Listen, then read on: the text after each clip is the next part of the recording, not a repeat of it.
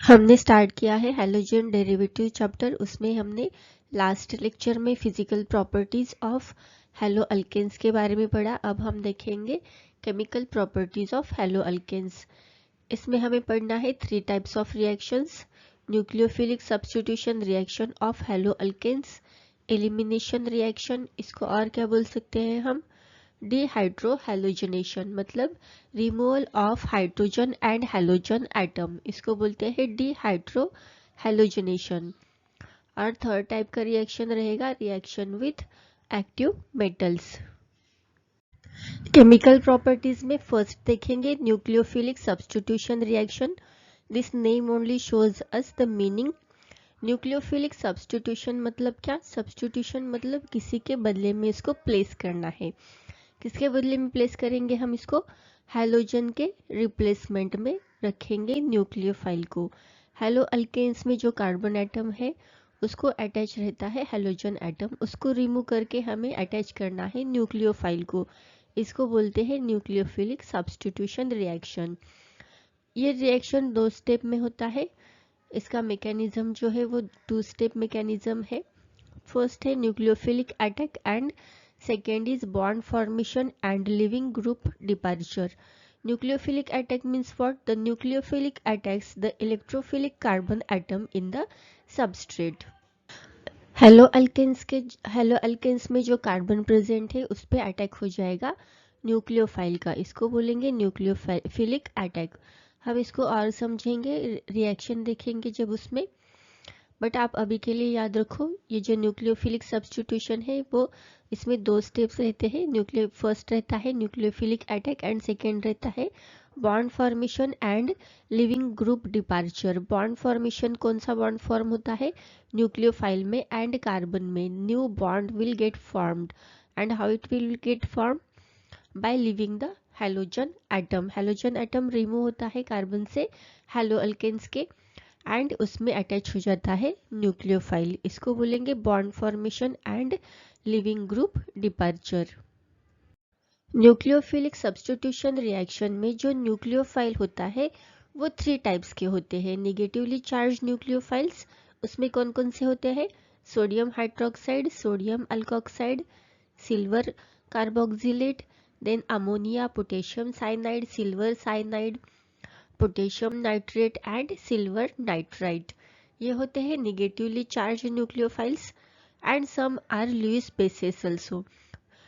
इसमें कुछ जो न्यूक्लियोफाइल्स होते हैं वो लुईस बेसिस भी होते हैं, जैसे ग्रिग्नार्ड रिएजेंट है, लिथियम एल्यूमिनियम हाइड्राइड है, ये सब लुईस बेसिस है। They are also act as a nucleophile and some are from that ambident nucleophile. Ambident nucleophile हम किसको बोलेंगे?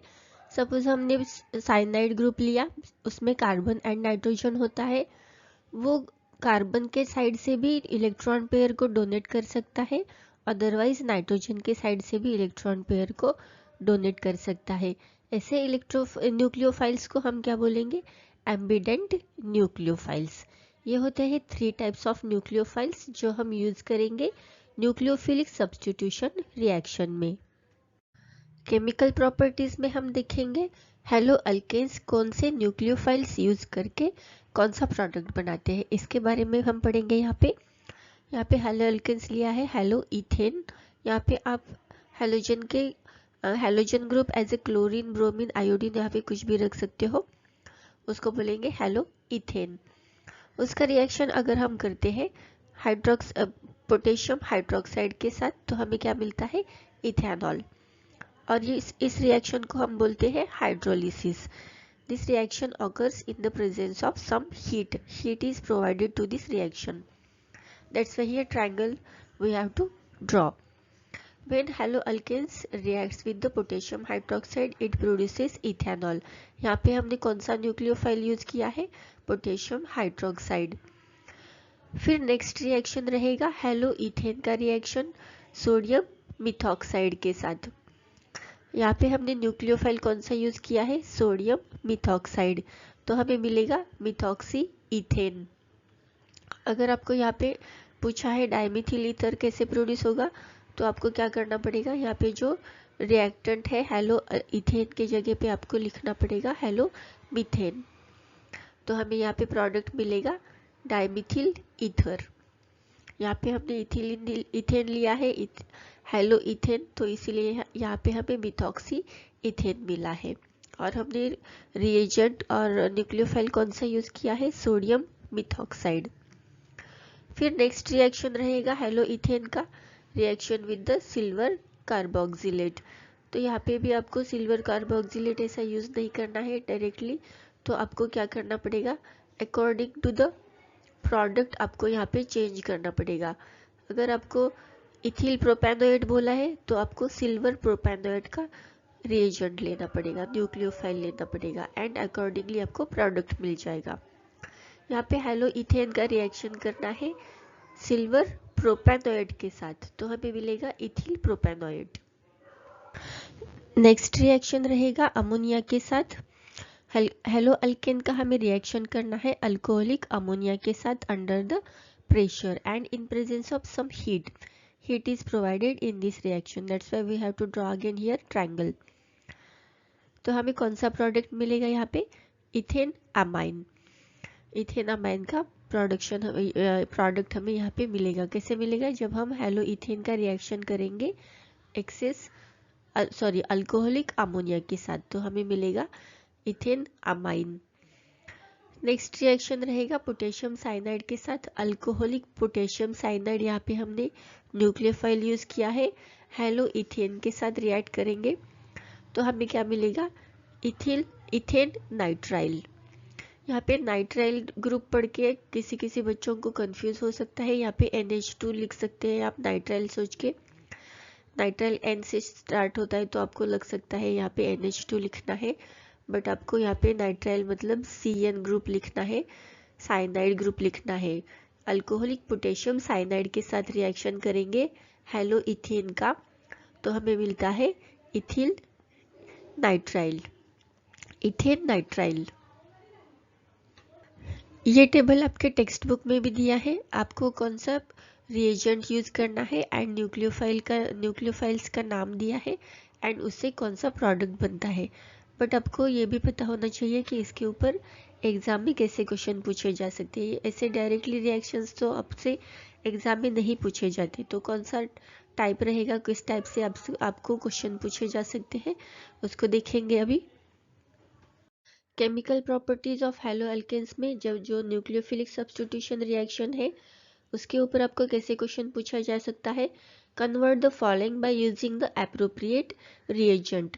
आपको यहाँ पे रिएक्टेंट दिया रहेगा एंड प्रोडक्ट भी दिया रहेगा, बट आपको यहाँ पे लिखना है कि कौन सा रिएजेंट हमें यहाँ पे यूज करना है, कौन सा न्यूक्लियोफाइल यूज करना है, तब हमें ये प्रोडक्ट मिलता है। तो आइए देखते हैं रिएक्शंस। यहाँ पे दिया है रिएक्टेंट में इथिल ब्रोमाइड, इसको किसके साथ रिएक्ट करेंगे तो हमें मिलेगा इथेनॉल। एक तो वर्ड फॉर्म में दिया रहेगा, अदरवाइज डायरेक्टली रिएक्शन के फॉर्म में दिया रहेगा। तो आपको यहाँ पे यूज करना है एप्रोप्रिएट रिएजेंट। तो कौन सा रिएजेंट यूज करेंगे हम यहाँ पे, सोडियम हाइड्रोक्साइड को यूज करेंगे। इस रिएक्शन को हम क्या बोलते हैं, hydrolysis. And this reaction provided with the heat, तो हमें मिलता है इथिल अल्कोहल, इथेनॉल बोलते हैं इसको हम। इसमें क्या होता है, Br का रिप्लेसमेंट होता है OH से, तो हमें मिलेगा इथेनॉल। इथिल ब्रोमाइड से इथेनॉल कैसे बनाना है, by using the nucleophile NaOH। फिर next reaction methyl iodide, it produces dimethyl ether. तो हमें पता है मिथिल आयोडाइड का किसके साथ रिएक्शन करना पड़ेगा हमें, सोडियम मिथॉक्साइड के साथ, तो हमें मिलेगा dimethyl ether. Next reaction ethyl bromide, it produces ethyl acetate. Ethyl acetate बनाने के लिए हमें यहाँ पे कौन सा रिएजेंट यूज करना पड़ेगा, यहाँ पे हमें सिल्वर कार्बोक्सिलेट का यूज करना पड़ेगा। सिल्वर कार्बोक्सिलेट को कैसे लिखते हैं हम, AgOC∼O तो यहाँ पे R' की जगह पे हमें कौन सा ग्रुप यूज करना पड़ेगा, तो हमें इथिल एसीटेट मिलेगा, तो वो है CH3। सिल्वर एसीटेट हमें यूज करना है, CH3, तो हमें मिल जाएगा इथिल एसीटेट। अगर यहाँ पे हमें पूछा है इथिल प्रोपेनोएट, तो हम यहाँ पे CH3 के जगह पे क्या यूज करेंगे, C2H5। तो अकॉर्डिंग टू द प्रोडक्ट आपको ये चेंज करना है कि कौन सा न्यूक्लियोफाइल यूज करना है। यहाँ पे आपको पूछा है इथिल एसीटेट, तो आप यहाँ पे सिल्वर एसीटेट का यूज करोगे। अगर आपको पूछता है यहाँ पे इथिल प्रोपेनोएट, तो आप यहाँ पे सिल्वर प्रोपेनोएट का यूज करते। अकॉर्डिंगली आपको ये रिएजेंट चेंज करना है, जैसे प्रोडक्ट पूछा है वैसे आपको ये रिएजेंट को चेंज करके लिखना है। नेक्स्ट है मिथिल क्लोराइड को हमें चेंज करना है मिथिल अमाइन में, तो हमें कौन सा न्यूक्लियोफाइल यूज करना है, एक्सेस अमोनिया का यूज करना है, तो हमें मिल जाएगा मिथिल अमाइन। फिर नेक्स्ट रिएक्शन है 2-क्लोरोप्रोपेन, इसको और हमें प्रोडक्ट दिया है 2-मिथाइल प्रोपेन नाइट्राइल, और पूछा है हमें रिएजेंट कौन सा यूज करना है, तो कौन सा रिएजेंट लगेगा यहाँ पे आप प्रोडक्ट में देख सकते हो CN यूज किया है, तो इसका मतलब है हमें पोटेशियम साइनाइड का रिएजेंट यूज करना है। आप प्रोडक्ट को देख के भी आपको आइडिया आ जाएगा कौन सा न्यूक्लियोफाइल यूज करना है। आपको प्रॉब्लम रहेगा बस यहाँ पे वर्ड्स में अगर रिएक्शन दिया है तो आपको उसका फॉर्मूला पता होना चाहिए, तो आपको रिएजेंट पता चल जाएगा कि कौन सा यूज करना है। यहाँ पे हमें यूज करना है पोटेशियम साइनाइड का, तो कैसे रिएक्शन होगा, 2-क्लोरोप्रोपेन में से जो ये क्लोरीन ग्रुप है ये रिप्लेस हो जाएगा साइनाइड ग्रुप से, तो हमें मिलेगा 2-मिथिल प्रोपेन नाइट्राइल। और यह हमने यहाँ पे रिएजेंट कौन सा यूज किया, पोटेशियम साइनाइड। इस तरीके से आपको एग्जाम में रिएक्शंस पूछे जा सकते हैं। नेक्स्ट केमिकल प्रॉपर्टीज देखेंगे। यहाँ पे हेलो अल्केन्स का रिएक्शन करना है हमें सिल्वर साइनाइड के साथ, alcoholic silver cyanide in presence of heat, तो हमें क्या मिलेगा, अल्किल आइसोसाइनाइड। आपको यहाँ पे याद रखना है आइसोसाइनाइड का अगर प्रोडक्ट मिल रहा है तो हमें सिल्वर साइनाइड के साथ रिएक्शन करना है, एंड ओनली साइनाइड बोला है तो पोटेशियम साइनाइड के साथ रिएक्शन करना है। यहाँ पे रिएक्शन है हेलो अल्केन्स का सिल्वर साइनाइड के साथ अल्कोहलिक सिल्वर साइनाइड के साथ, तो हमें प्रोडक्ट मिलेगा अल्किल आइसोसाइनाइड, और उसका अनदर नेम क्या है, कार्बाइल अमाइनो अल्केन। ये भी आपको याद रखना है। हम अल्किल आइसोसाइनाइड को क्या बोल सकते हैं, कार्बाइल अमाइनो अल्केन्स। फिर नेक्स्ट रिएक्शन है हेलो अल्केन्स का पोटेशियम नाइट्राइट के साथ, तो हमें अल्किल नाइट्राइट मिलेंगे। अगर हेलो अल्केन्स का रिएक्शन करेंगे सिल्वर नाइट्राइट के साथ तो हमें नाइट्रो अल्केन मिलेंगे। पोटेशियम नाइट्रेट के साथ alkyl nitriles and silver nitrate के साथ नाइट्रो अल्केन्स, आपको ये याद रखना है। फिर इसके ऊपर आपको एग्जाम में क्वेश्चन कैसे पूछा जा सकता है, आपको रिएक्टेंट देंगे एंड प्रोडक्ट देंगे। इथिल ब्रोमाइड आपको एज ए रिएक्टेंट दिया है एंड आपको बनाना है इथिल आइसोसाइनाइड, तो यहाँ पे रिएक्शन ऑलरेडी दिया है आपको। हेलो अल्केन में आप क्या लेंगे, इथिल ब्रोमाइड, इस X के जगह पे आप लिखोगे Br, तो आपको मिल जाएगा इथिल ब्रोमाइड। इथिल ब्रोमाइड का आपको रिएक्शन किसके साथ करना पड़ेगा, यहाँ पे लिखती हूँ मैं रिएक्शन C2H5Br।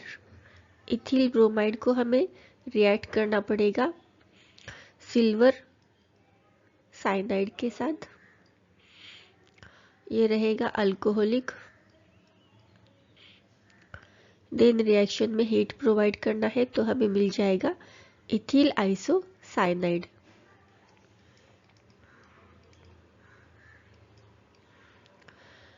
यह है इथिल आइसोसाइनाइड। इथिल आइसोसाइनाइड के बदले में आपको कौन सा नाम दिया जा सकता है, कार्बाइल अमाइनो इथेन। फिर नेक्स्ट रिएक्शन क्लोरोइथेन का रिएक्शन करना है, किसके साथ करेंगे, जो हमें इथिल नाइट्राइल देगा, तो वो है पोटेशियम नाइट्रेट के साथ। अगर हम क्लोरोइथेन का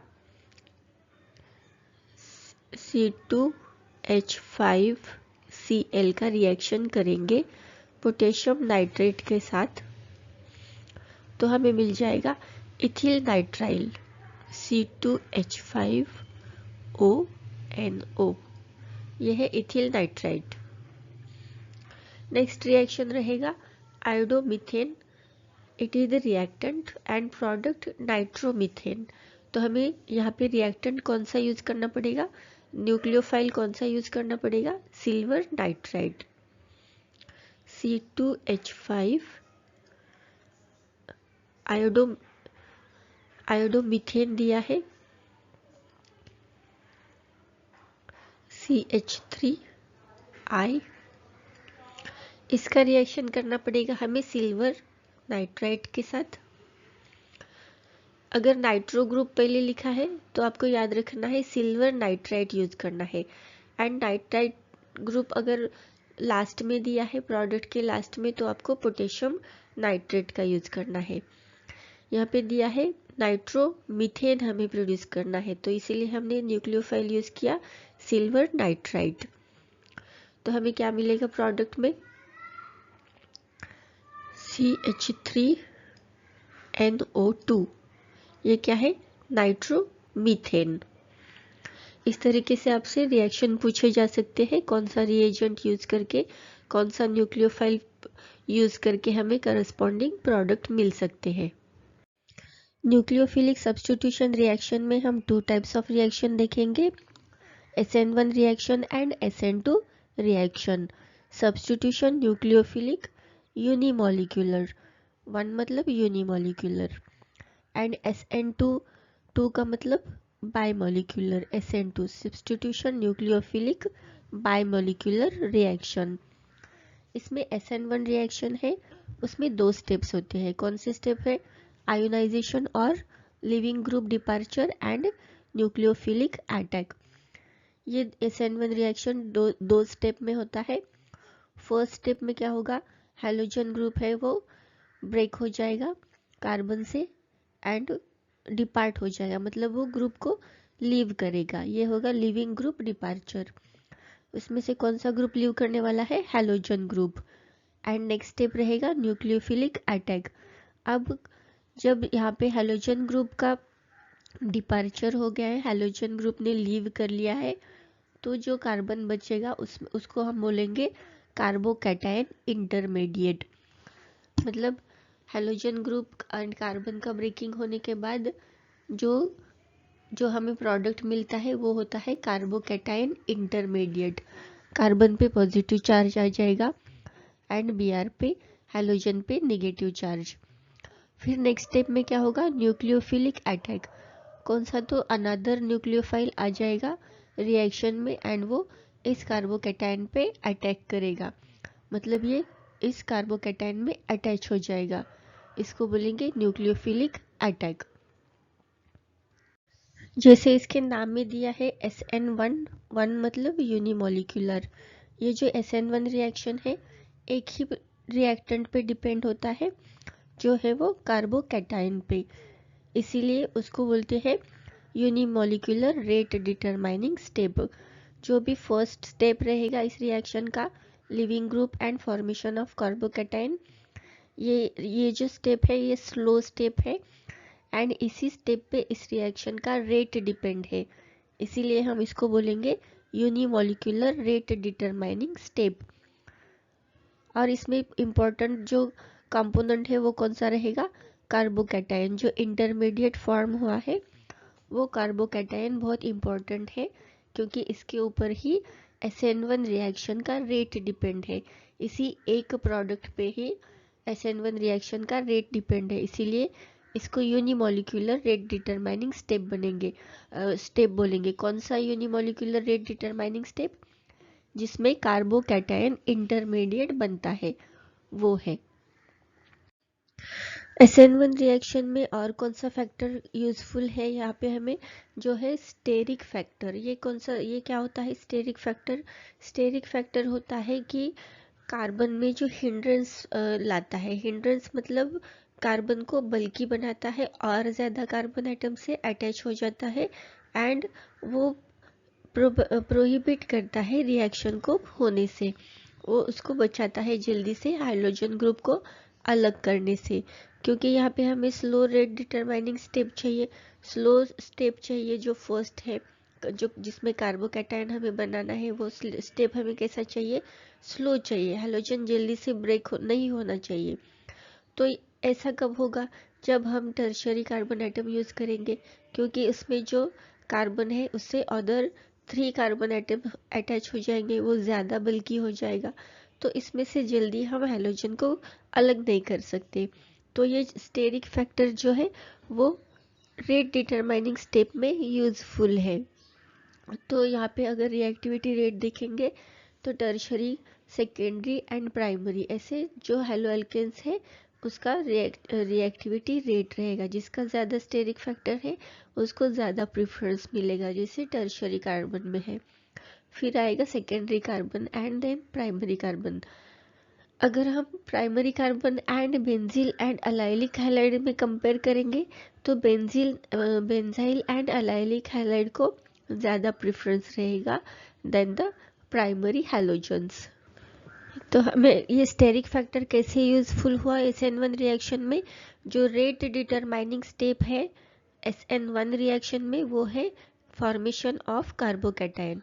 अगर हम ज़्यादा बल्कि ग्रुप ऑफ कार्बन यूज करेंगे तो ये स्टेप क्या हो जाएगा, और भी स्लो हो जाएगा, जो कि रेट डिटरमाइनिंग स्टेप है SN1 रिएक्शन में। और ये स्टेरिक फैक्टर इसीलिए हमें यूजफुल है SN1 रिएक्शन में। SN1 रिएक्शन करने के लिए और कौन सा फैक्टर हमें यहाँ पे चाहिए, वो है पोलर प्रोटिक सॉल्वेंट। ये पोलर प्रोटिक सॉल्वेंट क्या होता है, जिसमें जिस सॉल्यूशन में हाइड्रोजन प्रेजेंट हो वो होता है प्रोटिक सॉल्वेंट। और हम उसका एग्जाम्पल देखेंगे तो ये रहेगा water, formic acid, acetic acid, ammonia, methanol, ethanol, HF, hydrogen fluoride and hydrogen chloride. ये है पोलर प्रोटिक सॉल्वेंट्स। और हमें इसका यूज़ क्यों करना है, क्योंकि इस सॉल्यूशन में कार्बोकैटायन जो इंटरमीडिएट बनता है वो जो है लिविंग ग्रुप को इजीली रिमूव करने में वो हमें हेल्प करता है। इसीलिए पोलर प्रोटिक सॉल्वेंट हमें यूज़ करना है जब हम SN1 रिएक्शन करते हैं।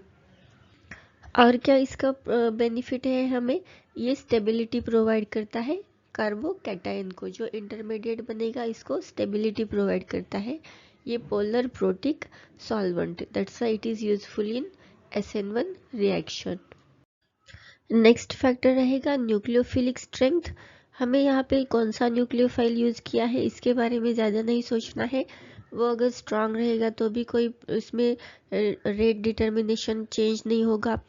अदरवाइज कम स्ट्रेंथ वाला न्यूक्लियोफाइल हमने यूज़ किया तो जो रिएक्शन का रेट है न्यूक्लियोफाइल पे तो डिपेंड नहीं है, इसीलिए उसका स्ट्रेंथ कौन सा है उसको वो कुछ मैटर नहीं करता है, वो रेट डिटरमाइनिंग स्टेप नहीं है। हमारा रेट डिटरमाइनिंग स्टेप कौन सा है, formation of carbocation. First step ही हमारा रेट डिटरमाइनिंग स्टेप है एंड उसमें भी कार्बोकैटायन पे ही हमारा रिएक्शन रेट डिपेंड है, इसीलिए न्यूक्लियोफाइल का स्ट्रेंथ यहाँ पे मैटर नहीं करेगा। नेक्स्ट फैक्टर रहेगा रेसमाइजेशन।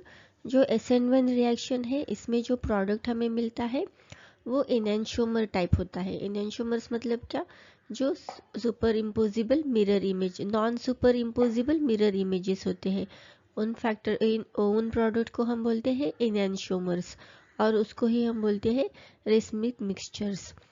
और इस प्रोसेस को बोलते हैं रेसमाइजेशन। ये कैसे होता है, जब न्यूक्लियोफाइल अटैक करता है सबस्ट्रेट पे फ्रॉम द बैक साइड और फ्रॉम द फ्रंट साइड, दोनों साइड से न्यूक्लियोफाइल अटैक कर सकता है सबस्ट्रेट पे in the SN1 reaction. SN1 reaction में क्या होता है, जो न्यूक्लियोफाइल होता है वो दोनों तरफ से सबस्ट्रेट पे अटैक कर सकता है और हमें जो भी प्रोडक्ट मिलता है वो रेसमिक प्रोडक्ट होता है, इसीलिए हम इस प्रोसेस को बोलते हैं रेसमाइजेशन।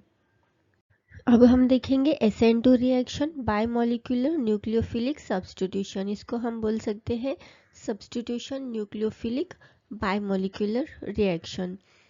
इसमें रहेगा कि जो रेट रहेगा रिएक्शन का वो दोनों पे डिपेंड रहेगा, जो सबस्ट्रेट है एंड जो हमने न्यूक्लियोफाइल यूज़ किया है उसके ऊपर, एंड जो हमारा रिएक्टेंट है उस इन दोनों पे भी इसका रिएक्शन का रेट डिपेंड रहेगा, इसीलिए हम इसको बायमोलिक्यूलर रिएक्शन बोलते हैं। फिर इसमें क्या होता है, इस रिएक्शन में जो न्यूक्लियोफाइल है OH, यहाँ पे हमने न्यूक्लियोफाइल लिया है एंड हमें यहाँ पे सबस्ट्रेट लिया है CH3Br मिथिल ब्रोमाइड। जब यहाँ पे रिएक्शन होता है SN2 रिएक्शन, अगर ये फ्रंट साइड से OH ग्रुप अटैच करना चाहता है मिथिल से तो ये पॉसिबल नहीं है, क्योंकि Br एंड OH दोनों भी नेगेटिवली चार्ज्ड है, तो इसमें स्टेरिक हिंड्रेंस आ जाएगा, ये अपोज करेगा। तो यहाँ पे क्या होता है, ये OH जो है ये बैक साइड से अटैक करता है मिथिल ब्रोमाइड पे, यहाँ से बैक साइड से अटैच करता है, बैक साइड से अटैक करता है एंड ये अटैच हो जाता है एंड हमें मिलता है मिथिल अल्कोहल। और ये जो Br ग्रुप है वो डिपार्चर ऑफ लिविंग ग्रुप, ये जो हेलोजन ग्रुप है वो सबस्ट्रेट से अलग हो जाता है, तो इसको ही बोलते हैं, ये जो बैक साइड से अटैक करता है OH ग्रुप, इसको ही हम बोलते हैं inversion of configuration. Inversion of configuration मतलब क्या, बैक साइड से जो ये न्यूक्लियोफाइल अटैक करता है सबस्ट्रेट पे, इसको बोलते हैं हम इन्वर्जन ऑफ कॉन्फ़िगरेशन। एंड ये वन स्टेप रिएक्शन है, SN2 रिएक्शन जो है एक ही स्टेप का रिएक्शन है, और इसका जो रेट डिटर्मिनेशन है वो किस पे डिपेंड है, दोनों पे, सबस्ट्रेट पे एंड न्यूक्लियोफाइल पे जो हमने यूज किया है, इन दोनों पे रिएक्शन का रेट डिपेंड रहता है, इसीलिए हम इसको बोलते हैं bimolecular nucleophilic substitution reaction. SN2 reaction में बैक साइड अटैक क्या होता है उसको देखेंगे। बैक साइड अटैक मतलब जिस साइड में हेलोजन ग्रुप अटैच है उसके अपोजिट साइड से न्यूक्लियोफिलिक अटैक होता है, न्यूक्लियोफाइल अटैच हो जाता है, उसको बोलेंगे बैक साइड अटैक। इसमें क्या होता है, जो न्यूक्लियोफाइल है एंड जो हेलोजन ग्रुप है वो पार्शियली अटैच हो जाता है एंड पार्शियली ब्रेक हो जाता है। पार्शियल अटैचमेंट किसका हो जाता है, न्यूक्लियोफाइल का, एंड पार्शियल ब्रेक किसका होता है, ब्रोमीन का। ये जो दोनों भी है ये एक ही स्टेज में होते हैं, एक ही स्टेट में होते हैं, तो इसीलिए उसको बोलते हैं ट्रांजिशन स्टेट। ये कोई इंटरमीडिएट फॉर्म नहीं होता है, ये ट्रांजिशन स्टेट है जिसमें न्यूक्लियोफाइल पार्शियली अटैच होता है कार्बन से एंड जो हेलोजन ग्रुप है वो पार्शियली ब्रेक हो जाता है कार्बन ग्रुप से, इसको बोलते हैं ट्रांजिशन स्टेट, और ये होता है back side attack. Inversion of configuration क्या होता है देखते हैं। बैक साइड अटैक की वजह से क्या हो जाता है, जो भी कार्बन एटम से हाइड्रोजन एटम्स अटैच है उसका पोजीशन जो है वो चेंज हो जाता है। सपोज यहाँ पे first initial stage of carbon दिखेंगे, ये सारे कार्बन के जो हाइड्रोजन ग्रुप्स है वो लेफ्ट साइड में अटैच है एंड उसको Br ग्रुप अटैच है राइट साइड में। तो आफ्टर बैक साइड अटैक क्या हो जाएगा, ये जो हाइड्रोजन एटम्स है वो सब राइट साइड में आ जाएंगे एंड इसमें बैक साइड अटैक की वजह से यहाँ पे न्यूक्लियोफाइल अटैच हो जाएगा। ये होता है इन्वर्जन ऑफ कॉन्फ़िगरेशन, मतलब जो स्ट्रक्चर इनिशियल स्ट्रक्चर है कार्बन का वो चेंज होके उसके अपोजिट बन जाएगा, सारे ग्रुप अपोजिट साइड में जाएंगे कार्बन के एंड उसमें न्यूक्लियोफाइल अटैच हो जाएगा एंड हेलोजन ग्रुप लीव करेगा उस ग्रुप को। ये होता है इन्वर्जन ऑफ कॉन्फ़िगरेशन और इसको ही बोलते हैं Walden inversion. Second order kinetics क्या होता है, इसका जो रेट है रिएक्शन का रेट वो दोनों पे डिपेंड है, बोथ न्यूक्लियोफाइल्स एंड सबस्ट्रेट पे, इसीलिए इसको सेकेंड ऑर्डर काइनेटिक्स बोलते हैं। मतलब कितने फैक्टर्स पे रेट डिटर्मिनेशन है उसको बोलते हैं ऑर्डर। यहाँ पे दोनों पे डिपेंड है, सबस्ट्रेट पे एंड न्यूक्लियोफाइल पे, इसीलिए इसको सेकेंड ऑर्डर काइनेटिक्स बोलेंगे। Factors favouring SN2 reaction, SN2 reaction को जल्दी करने के लिए कौन से फैक्टर्स फेवरेबल है, कौन से यूजफुल है उसको देखेंगे।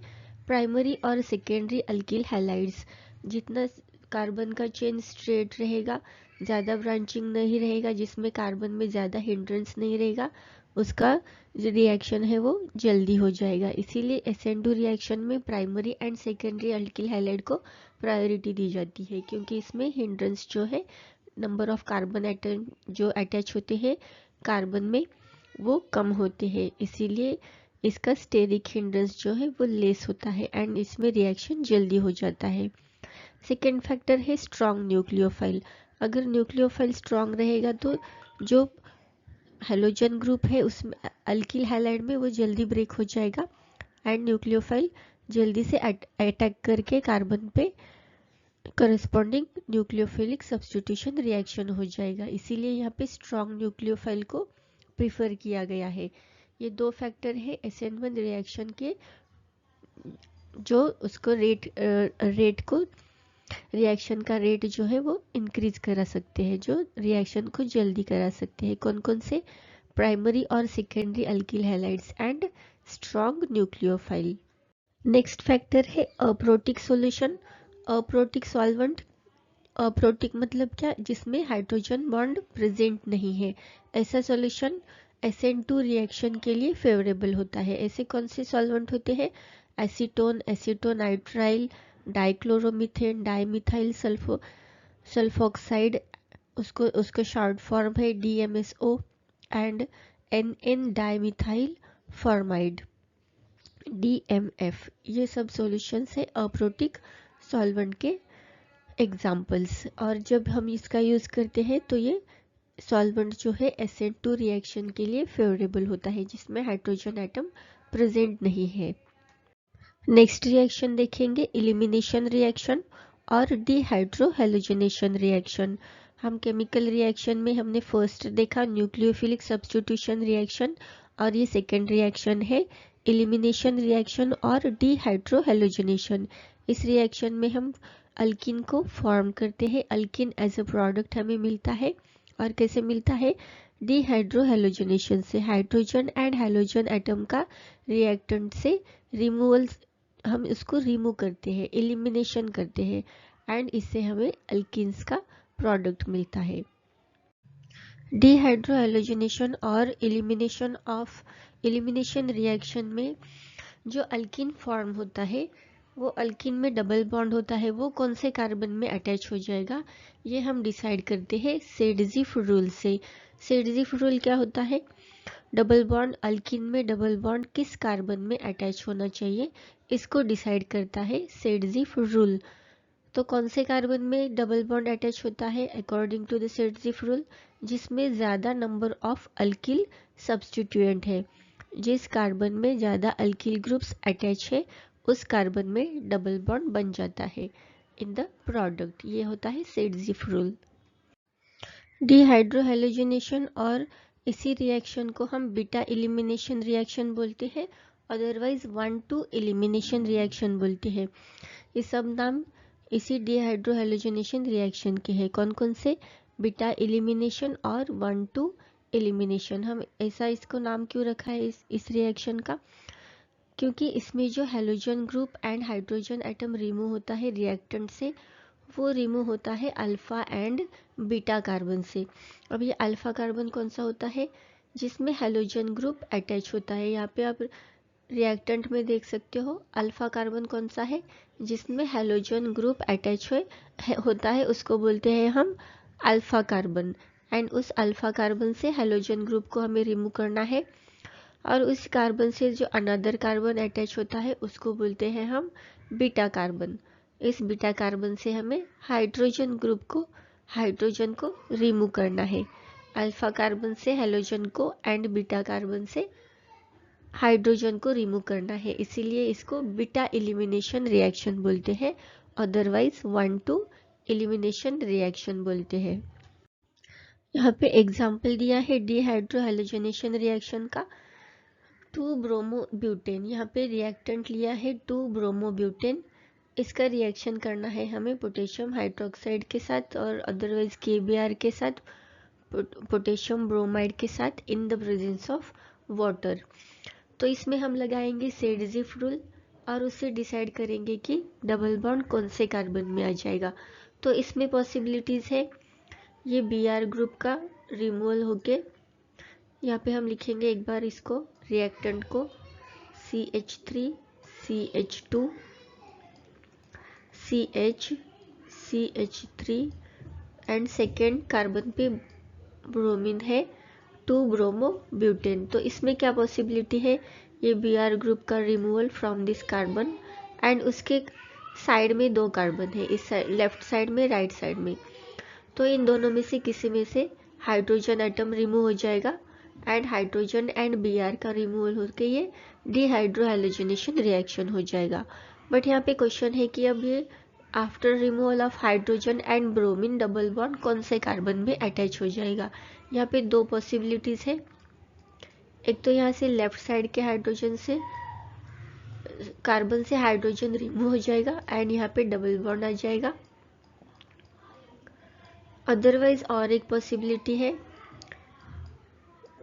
जिस कार्बन में हैलोजन ग्रुप अटैच है उस कार्बन से हैलोजन ग्रुप रिमूव हो जाएगा एंड उसके राइट साइड के कार्बन से हाइड्रोजन ग्रुप रिमूव हो जाएगा एंड डबल बॉन्ड अटैच हो जाएगा। ये 2 पॉसिबिलिटीज है।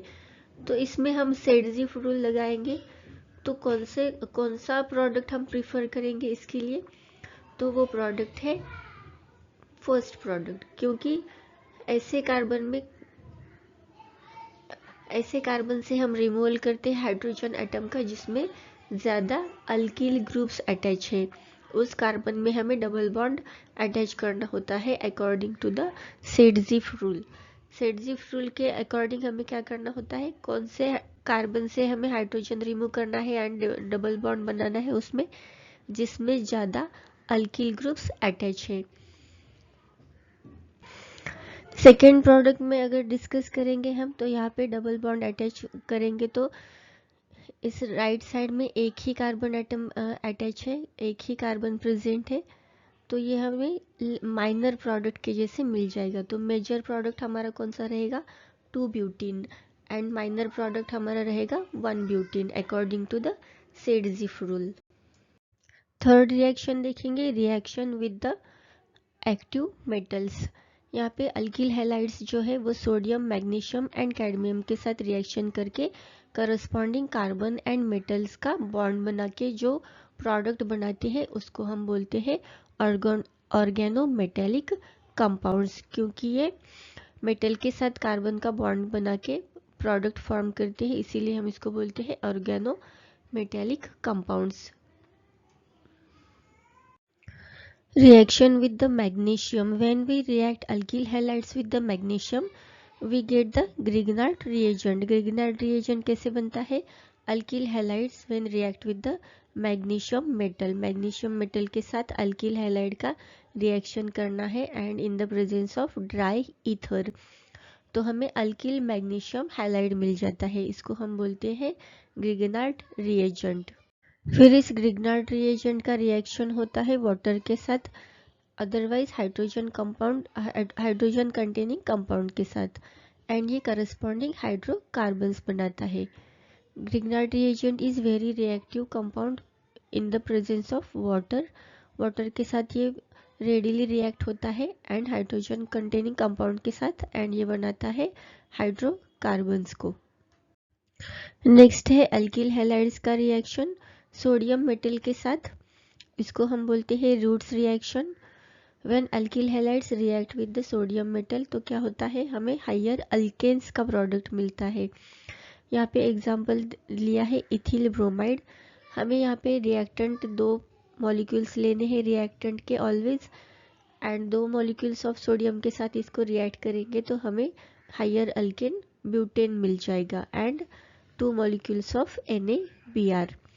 तो रूट्स रिएक्शन से हम हायर अल्केन्स का प्रोडक्शन कर सकते हैं, कैसे, अल्किल हैलाइड्स को रिएक्ट करके सोडियम मेटल के साथ। ये है reaction of alkyl halide with the metals. Second reaction है ये रूट्स रिएक्शन, जिसमें हम अल्किल हैलाइड को सोडियम के साथ रिएक्ट करके हायर अल्केन प्रोड्यूस करते हैं। In the Roots reaction, what we are doing? Alkyl halide reacts with the sodium metal. But हम सेम मॉलिक्यूल के सेम ही अल्किल हैलाइड के 2 मॉलिक्यूल लेते हैं एंड उसका रिएक्शन करते हैं सोडियम के साथ, तो हमें हायर अल्केन मिल जाता है। बट हम अगर अल्किल हैलाइड के 2 मॉलिक्यूल लेने के बजाय 2 डिफरेंट अल्किल हैलाइड्स लेंगे एंड उसका रिएक्शन अगर हम सोडियम मेटल के साथ करेंगे तो हमें करस्पॉन्डिंग अल्केन्स मिलेंगे। 3 टाइप्स ऑफ पॉसिबल अल्केन्स मिलेंगे। अगर 2 डिफरेंट अल्किल हैलाइड यूज करेंगे तो हमें 3 अल्केन्स का प्रोडक्ट मिलेगा। यहाँ पे एग्जांपल दिया है, अगर मिथिल ब्रोमाइड हमने मिथिल ब्रोमाइड का एंड इथिल ब्रोमाइड का रिएक्शन किया सोडियम मेटल के साथ in the presence of dry ether, तो हमें कौन कौन से प्रोडक्ट मिलेगा, इथेन, प्रोपेन एंड ब्यूटेन। ये 3 टाइप के अल्केन्स हमें मिल जाएंगे अगर हम 2 डिफरेंट अल्किल हैलाइड्स का यूज करेंगे एंड सोडियम के साथ उसको रिएक्ट करेंगे। तो हमने केमिकल प्रॉपर्टीज में हेलो अल्केन्स के केमिकल प्रॉपर्टीज के बारे में देखा। उसमें हमने देखा nucleophilic substitution reaction, elimination reaction and reaction with the active metals. अब हम देखेंगे रिएक्शंस ऑफ हेलो अरीन्स के बारे में। इसमें हमें मिलेगा हेलो अरीन्स में कौन सा डिफरेंस मिलेगा, हमें यहाँ पे बेंजीन रिंग का स्ट्रक्चर मिलेगा। अगर बेंजीन रिंग में हेलोजन एटम अटैच है तो उसके रिएक्शंस कैसे होंगे, केमिकल रिएक्शंस, तो उसके बारे में हमें देखना है। फर्स्ट रहेगा reaction of hello arenes with the metals. Metal के साथ ये हेलो अरीन्स कैसे रिएक्ट होते हैं। हमें अगर हेलो अरीन्स को मेटल के साथ रिएक्ट करना है तो हमें उसमें ड्राई ईथर का यूज करना पड़ेगा। अगर हम रिएक्शन कर रहे सोडियम मेटल के साथ, ड्राई ईथर क्यों डालना है, क्योंकि सोडियम मेटल वाटर के लिए बहुत एक्टिव होता है, वो फायर कैच कर लेता है, तो इसीलिए हमें ड्राई ईथर का यूज करना है जिससे वो जो भी रिएक्शन में मॉइस्चर रहेगा उसको एब्सॉर्ब कर लेगा, इसीलिए ड्राई ईथर का यूज करना है। अगर हम हेलो अरीन्स का सोडियम मेटल के साथ रिएक्शन करेंगे तो इसमें और एक रिएक्टेंट हमें यूज करना है अल्किल हैलाइड का। और इस रिएक्शन में क्या होता है, हेलो अरीन्स में जो हैलाइड ग्रुप है, एक्स ग्रुप है, वो रिप्लेस हो जाता है मिथाइल ग्रुप से, तो हम इसको बोलते हैं alkylation of aryl halide. Alkylation का मीनिंग ही होता है रिप्लेसमेंट और substitution of the methyl group, alkyl group. ये बेंजीन रिंग है, इसमें क्लोरीन अटैच है। अदरवाइज एनी हैलाइड ग्रुप हम एक्स से डिनोट करेंगे, क्लोरीन, ब्रोमीन। इसे हैलोजन एटम अटैच है, हमें क्या करना है, इस हैलोजन ग्रुप को रिमूव करना है एंड इसके प्लेस में हमें लिखना है CH3। इस प्रोसेस को हम बोलते हैं अल्काइलेशन ऑफ अरील हैलाइड। तो हमें कौन सा प्रोडक्ट मिलेगा, एक्स के बदले में अगर हमने मिथाइल ग्रुप अटैच किया तो मिथाइल बेंजीन, और उसका कॉमन नेम है टोल्यून। ये बहुत ही फेमस स्ट्रक्चर है, आपको इसको याद रखना है टोल्यून का। ये आगे जो नेक्स्ट चैप्टर आएंगे उसमें इसका यूज हो जाएगा। मिथाइल बेंजीन हमें यहाँ पे मिलता है अगर हम हेलो अरीन्स का रिएक्शन करते हैं सोडियम मेटल के साथ एंड उसमें एक्स्ट्रा हमें क्या लेना है, एक रिएक्टेंट अल्किल हैलाइड। इस रिएक्शन को हम बोलते हैं रूट्स फिटिंग रिएक्शन। इसमें डिफरेंस क्या है रूट्स रिएक्शन में एंड रूट्स फिटिंग रिएक्शन में, वहाँ पे हमने अल्किल हैलाइड का रिएक्शन किया था एक्टिव मेटल के साथ, यहाँ पे भी हमें क्या करना है, अरील हैलाइड का रिएक्शन करना है एक्टिव मेटल के साथ in the presence of dry ether and one more addition is there, here we are adding the alkyl halide, और इस रिएक्शन को बोलेंगे alkylation of aryl halide and इसका नाम है Wurtz Fittig reaction. Next reaction रहेगा हेलो अरीन्स का सोडियम मेटल के साथ in presence of dry ether. अब यहाँ पे हम कौन सा भी अल्किल हैलाइड ऐड नहीं कर रहे हैं, इसमें only replacement of halogen atom हो जाएगा, हैलोजन एटम इस रिंग से रिमूव हो जाएगा एंड क्या हो जाएगा, फिर उसमें और एक बेंजीन रिंग ऐड हो जाएगा। तो ये रिएक्शन हेलो अरीन्स का सोडियम मेटल के साथ in presence of dry ether, तो हमें मल्टीपल बेंजीन रिंग्स मिल जाएंगे। बाइफिनाइल हमें मिलेगा। अगर हम एक हेलो अरीन का रिएक्शन करें, एक बेंजीन रिंग, उसमें हेलोजन एटम अटैच है हेलो अरीन का, अगर हम रिएक्शन करें सोडियम मेटल के साथ in the presence of dry ether, तो हमें बाइफिनाइल मिलेगा। और इस रिएक्शन को ओनली फिटिंग्स रिएक्शन बोलेंगे। हम क्या बोलेंगे इसको? Fittig reaction. अगर अल्किल हैलाइड का रिप्लेसमेंट, अगर अल्काइल ग्रुप का रिप्लेसमेंट हो रहा है हेलोजन के साथ, तो उसको बोलेंगे Wurtz Fittig reaction. And only sodium only this halogen group is getting removed from the benzene ring, then we will call it the fittings reaction. ये है reactions of haloarenes with the metals.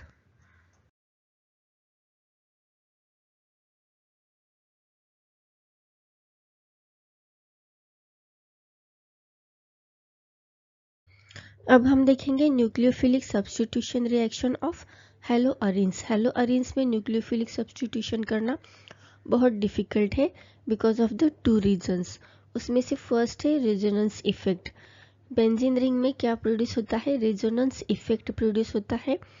इसकी वजह से nucleophilic substitution reaction हेलोअरीन्स में possible नहीं होता, otherwise difficult हो जाता है। ये रेजोनेंस इफेक्ट क्या होता है? इसमें conjugation of halogens lone pair electrons and pi electrons of the benzene ring, इसमें कॉन्जुगेशन बन जाता है। कॉन्जुगेशन मतलब क्या? ये जो lone pair of halogen atom है एंड पाई बॉन्ड के इलेक्ट्रॉन्स है, ये alternate double bond single bond बनाते जाते हैं। तो आइए इसको देखते हैं। ये क्लोरीन रहेगा, ये होता है लोन पेयर के साथ अटैच होता है बेंजीन रिंग के कार्बन एटम से, और बेंजीन रिंग में ये कार्बन अटैच होता है पाई बॉन्ड से विथ अनदर कार्बन एटम। फिर यहाँ पे फिर से कार्बन एटम रहता है सिंगल बॉन्ड के साथ, फिर डबल बॉन्ड कार्बन रहता है। ये जो लोन पेयर है क्लोरीन का, ये क्या करता है? बेंजीन रिंग के कार्बन के साथ डबल बॉन्ड बना देता है। तो ये कार्बन जो है ऑलरेडी डबल बॉन्ड के साथ अटैच है, तो ये क्या करता है? इसका कॉन्जुगेशन कर देता है। कॉन्जुगेशन मतलब अल्टरनेट डबल बॉन्ड फॉर्म होता है। अगर ये क्लोरीन के लोन पेयर ने इसको कार्बन को लोन पेयर डोनेट कर दिया एंड डबल बॉन्ड बना दिया, तो ये कार्बन का जो पाई बॉन्ड के इलेक्ट्रॉन है, इसमें 2 इलेक्ट्रॉन रहेंगे पाई बॉन्ड में, ये 2 इलेक्ट्रॉन क्या करते हैं? डीलोकलाइज हो जाते हैं, शिफ्ट हो जाते हैं इन द बेंजीन रिंग, और ये जब जो डबल बॉन्ड है कार्बन कार्बन में, वो शिफ्ट होके नेक्स्ट कार्बन में अटैच हो जाता है। तो ये जो डबल बॉन्ड और क्लोरीन का एंड कार्बन का है, ये रेजोनेंस बना देता है, रेजोनेंस इफेक्ट प्रोड्यूस होता है, जिसकी वजह से ये क्लोरीन कार्बन बॉन्ड को ब्रेक करना बहुत डिफिकल्ट हो जाता है। इसीलिए ये रेजोनेंस इफेक्ट की वजह से nucleophilic substitution in the haloarenes is the difficult, क्योंकि क्लोरीन एटम जो भी हेलोजन एटम रहेगा बेंजीन रिंग में, वो टाइटली बॉन्ड हो जाएगा कार्बन के साथ because of the double bond. जो हेलोजन एटम अटैच रहेगा बेंजीन रिंग में, वो क्या करेगा? रेजोनेंस इफेक्ट प्रोड्यूस करेगा। रेजोनेंस इफेक्ट मतलब अपना लोन पेयर कार्बन को देके डबल बॉन्ड बना लेगा और वो टाइटली बॉन्ड हो जाएगा कार्बन के साथ। ये होता है रेजोनेंस इफेक्ट। और सेकेंड रीजन है sp2 hybridisation state of the carbon atom.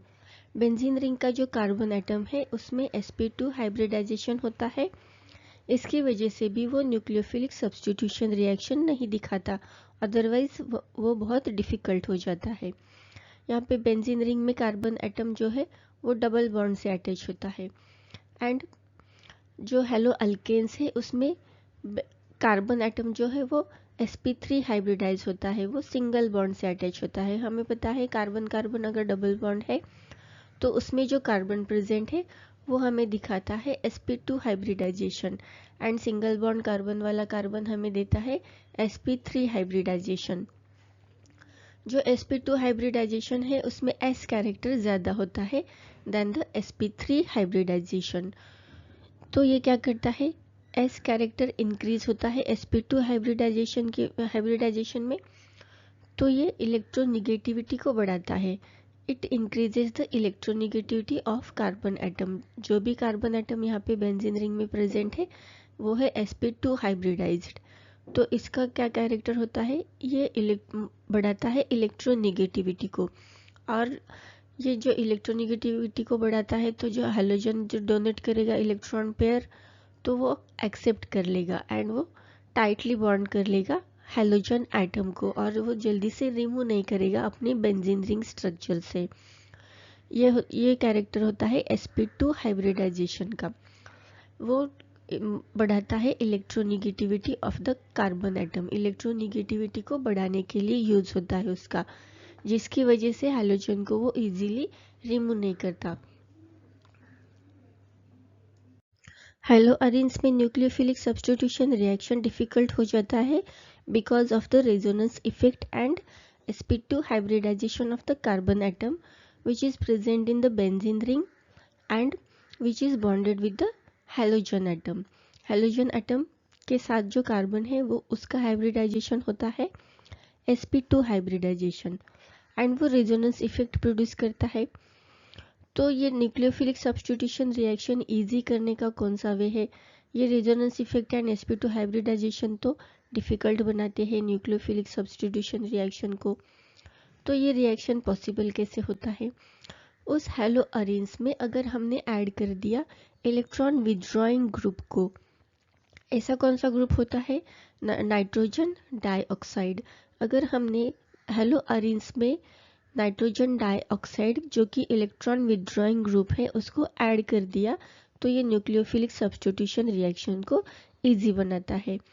इसमें भी हमें ध्यान रखना है कौन से पोजीशन में हमें इलेक्ट्रॉन विड्रॉइंग ग्रुप को अटैच करना है।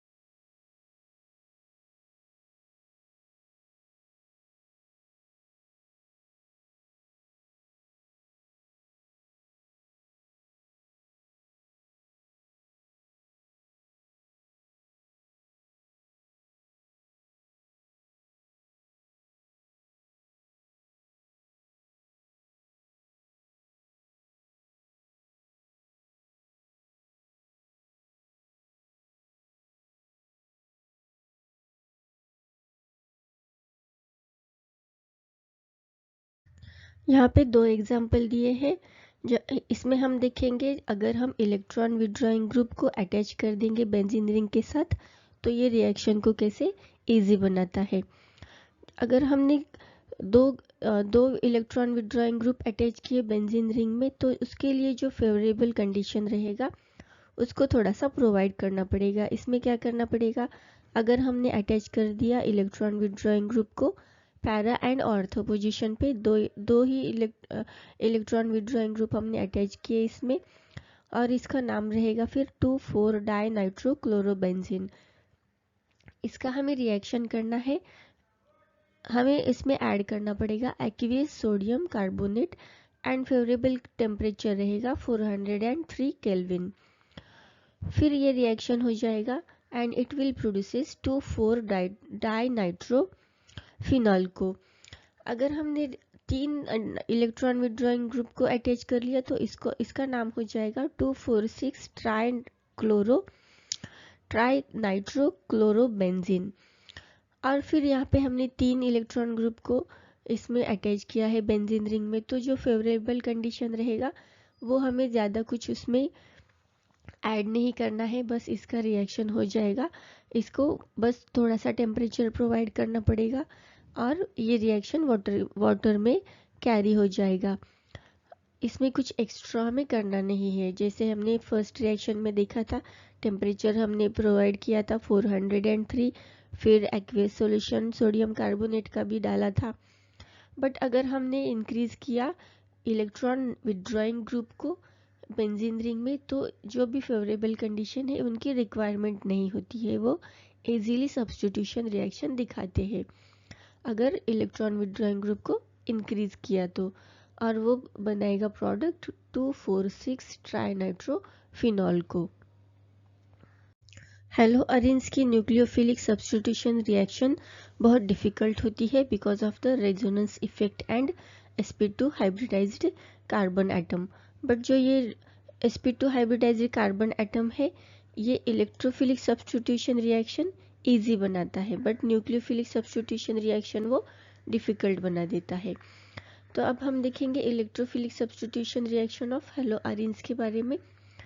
इसमें हमें sp2 हाइब्रिडाइज्ड कार्बन एटम जो है बेंजीन रिंग का, वो इजी बनाएगा इस रिएक्शन को, क्योंकि वो मोर इलेक्ट्रोनेगेटिव ग्रुप है जो इलेक्ट्रॉन्स को अट्रैक्ट करेगा।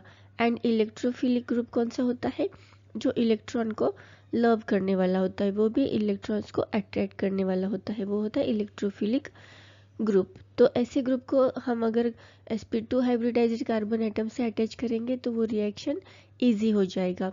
इसीलिए electrophilic substitution reaction in hello arrange is very easy. यहाँ पे देखेंगे कौन कौन से इलेक्ट्रोफिलिक सब्स्टिट्यूशन दिखाता है हेलो अरेंज। वो है हेलोजिनेशन, नाइट्रेशन एंड सल्फोनेशन। ये रिएक्शन दिखाएगा हेलो अरेंज। हेलोजिनेशन मतलब क्या होगा, इसमें हेलोजन ग्रुप का अटैचमेंट हो जाएगा। इसमें क्या करना है, हमें हेलो अरेंज को रिएक्ट करना है क्लोरीन के साथ, ये है Cl2। फिर इसमें हमें ऐड करना है अनहाइड्रस FeCl3 को। फेरस क्लोराइड को हमें ऐड करना है इस रिएक्शन में, तो हमें मिलेगा 1,2 डाइक्लोरोबेंजीन एंड 1,4 डाइक्लोरोबेंजीन। तो हमें इसमें डिसाइड करना है कि कौन सा मेजर ग्रुप मिलेगा हमें और कौन सा माइनर ग्रुप। मतलब जो हमें मेजर प्रोडक्ट मिलने वाला है इस हेलोजिनेशन में, वो कौन सा है, 1,4 डाइक्लोरोबेंजीन। और हम ये डिसाइड कैसे करते हैं कि हमें मेजर ग्रुप कौन सा है और माइनर ग्रुप कौन सा है। अगर जो इलेक्ट्रोफिलिक ग्रुप है, अगर वो पैरा पोजीशन पे अटैच हो जाता है बेंजीन रिंग के, तो वो हमें देता है मेजर प्रोडक्ट।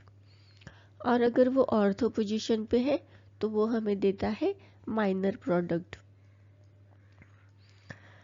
अगर इतना ही याद रखना है आपको, अगर जो कमिंग इलेक्ट्रोफिलिक ग्रुप है जो बेंजीन रिंग में अटैच होने वाला है, वो अगर और पैरा पोजीशन पे अटैच हो जाएगा तो वो मेजर प्रोडक्ट बनाएगा, एंड जो ऑर्थो पोजीशन पे अटैच हो जाएगा वो माइनर प्रोडक्ट बनाएगा। नेक्स्ट रहेगा नाइट्रेशन। नाइट्रेशन रिएक्शन में क्या होगा, नाइट्रोजन डाइऑक्साइड का अटैचमेंट हो जाएगा बेंजीन रिंग में। हेलो अरेंज का अगर हम रिएक्शन करते हैं कॉन्सेंट्रेटेड नाइट्रिक एसिड से और सल्फ्यूरिक एसिड से, एंड थोड़ा सा हीट प्रोवाइड करना पड़ेगा इस रिएक्शन में, तो हमें कौन से प्रोडक्ट मिलेंगे, 1 chloro 2 nitrobenzene and 1 chloro 4 nitrobenzene. जो ये है 1 क्लोरो 4 नाइट्रोबेंजीन, ये हमें मेजर प्रोडक्ट मिलेगा, क्योंकि ये नाइट्रोजन ग्रुप जो है, नाइट्रोजन डाइऑक्साइड ग्रुप जो है वो पैरा पोजीशन पे अटैच है। एंड 1 क्लोरो 2 नाइट्रोबेंजीन में nitrogen dioxide group ortho position पे है, इसीलिए इसका माइनर प्रोडक्ट मिलेगा। फिर नेक्स्ट है सल्फोनेशन। सल्फोनेशन में सल्फोनिक एसिड अटैच हो जाएगा बेंजीन रिंग में। ये कैसे करना है, हेलो अरेंज का रिएक्शन करना है हमें सल्फ्यूरिक एसिड के साथ H2SO4, फ्यूमिंग H2SO4, एंड इसमें भी हीट प्रोवाइड करना है इस रिएक्शन में भी। तो हमें मिलेंगे product 2 chlorobenzene sulfonic acid and four chlorobenzene sulfonic acid. यहाँ पे मेजर प्रोडक्ट कौन सा बनेगा, जो सल्फोनिक एसिड पैरा पोजीशन पे अटैच है वो हमारा मेजर प्रोडक्ट हो जाएगा। यह है electrophilic substitution reaction of haloarenes, halogenation, nitration and sulfonation. Next reaction रहेगा Friedel Crafts reaction. Electrophilic substitution reaction में अब हम देखेंगे Friedel Crafts reaction. Friedel Crafts reaction को हम बोलते हैं अल्काइलेशन और असाइलेशन ऑफ हेलोअरीन्स। अल्काइलेशन और अराइलेशन क्या होता है, ये अल्काइलेशन और असाइलेशन मतलब इसमें एक तो मिथिल ग्रुप अटैच हो जाएगा बेंजीन रिंग में CH3 group, otherwise acyl group कौन सा होता है RC डबल बॉन्ड O, इसको बोलते हैं हम असाइल ग्रुप।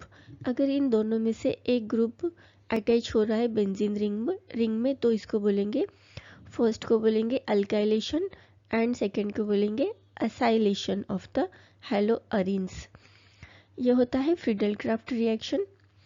इसमें देखेंगे अगर हम हेलोअरीन्स का रिएक्शन कर रहे हैं मिथाइल क्लोराइड से, अल्काइल क्लोराइड से एंड अनहाइड्रस AlCl3, तो इसमें सब्स्टिट्यूशन हो जाएगा अल्किल ग्रुप का, अल्काइलेशन हो जाएगा एंड हमें प्रोडक्ट क्या मिलेगा 1-क्लोरो-2-मिथाइल बेंजीन, ये माइनर प्रोडक्ट होगा। एंड नेक्स्ट मिलेगा 1-क्लोरो-4-मिथाइल बेंजीन, जो पैरा पोजीशन पे मिथाइल ग्रुप अटैच है तो ये मेजर प्रोडक्ट हो जाएगा। फिर हमें रिएक्शन होता है इलेक्ट्रोफिलिक सब्स्टिट्यूशन रिएक्शन होता है हेलोअरीन्स का असाइल ग्रुप के साथ। असाइल ग्रुप कौन सा होता है RC डबल बॉन्ड O, इसको बोलते हैं हम acyl group, acylation of haloarenes. Acylation of haloarenes में भी क्या हमें करना है यूज, अनहाइड्रस AlCl3 का हमें यूज करना है। यहाँ पे अगर रिएक्शन करेंगे हेलोअरीन्स का, it react with the acetyl chloride. Acetyl chloride का क्या फॉर्मूला होता है CH3 C double bond O and इसको Cl अटैच होता है, इसको बोलते हैं हम एसिटिल क्लोराइड। अगर ये रिएक्ट करता है हेलोअरीन्स के साथ तो हमें क्या मिलता है 2-क्लोरोएसिटोफिनॉल एंड 4-क्लोरोएसिटोफिनॉल, मतलब इस बेंजीन रिंग में असाइल ग्रुप का अटैचमेंट हो जाएगा, तो इसको बोलेंगे हम acylation of benzene ring, sorry acylation of haloarenes. ये इलेक्ट्रोफिलिक सब्स्टिट्यूशन रिएक्शन है। फ्रीडल क्राफ्ट रिएक्शन भी इसको बोलते हैं। इसमें क्या क्या होता है असाइलेशन और अल्काइलेशन रिएक्शन हो जाता है फ्रीडल क्राफ्ट रिएक्शन में, और ये इलेक्ट्रोफिलिक सब्स्टिट्यूशन रिएक्शन है।